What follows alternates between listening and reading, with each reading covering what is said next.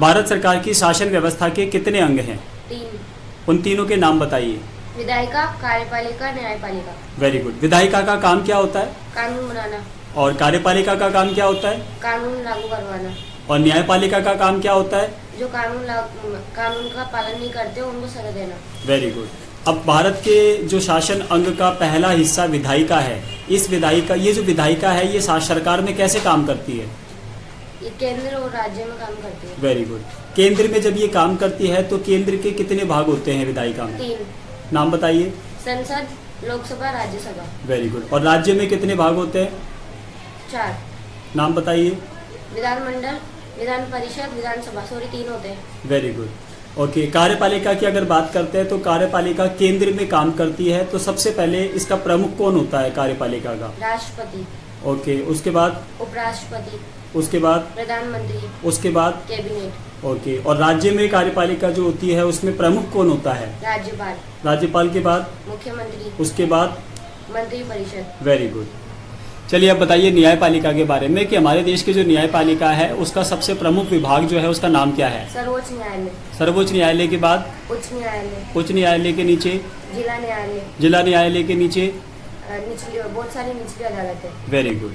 और हमारे भारत सरकार की शासन व्यवस्था के जो ये अंग आपने बताए हैं, विधायिका, कार्यपालिका, न्यायपालिका, क्या आप इन तीनों के इंग्लिश में नाम बता सकते हो?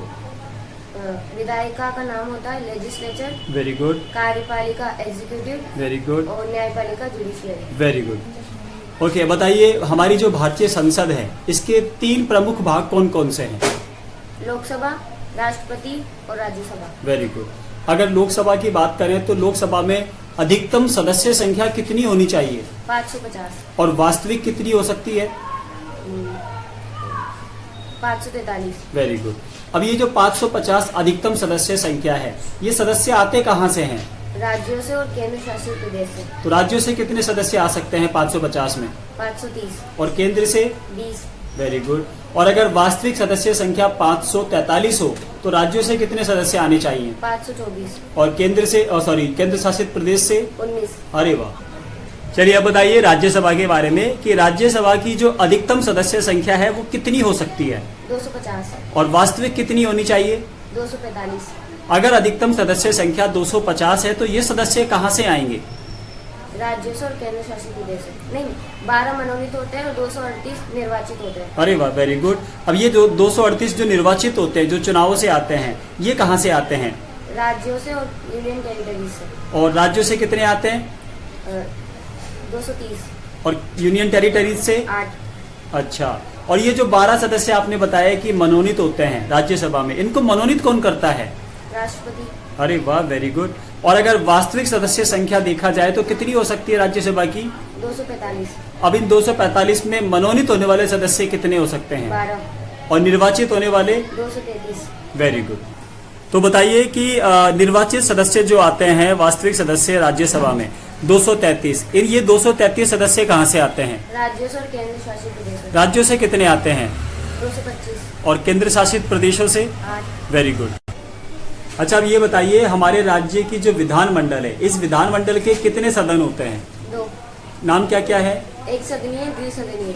अब जो एक सदनीय विधानमंडल होता है उसमें कौन सा भाग होता है? विधानसभा। और द्विसदनीय विधानमंडल अगर हो तो उसमें कौन कौन से भाग होते हैं? विधानसभा और विधान परिषद। Very good. अगर हम विधान परिषद के बारे में समझें तो विधान परिषद के क्या क्या नाम है?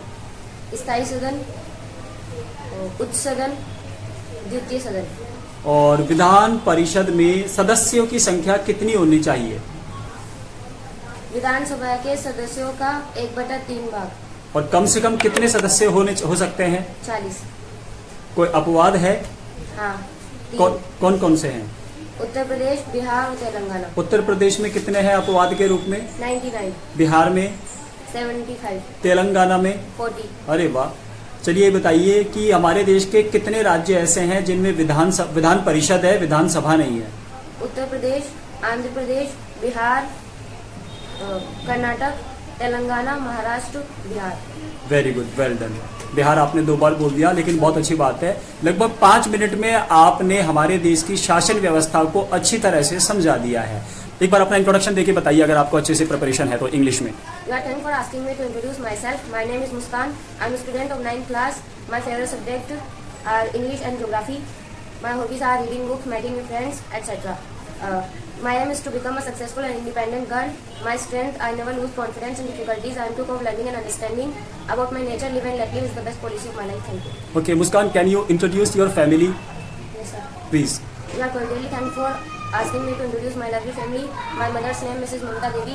She is a perfect housewife. Besides it, she works for a private company as a multitasking staff. My father's name is Mr. Vinod Gujarati. He works for a private company. I have 2 siblings.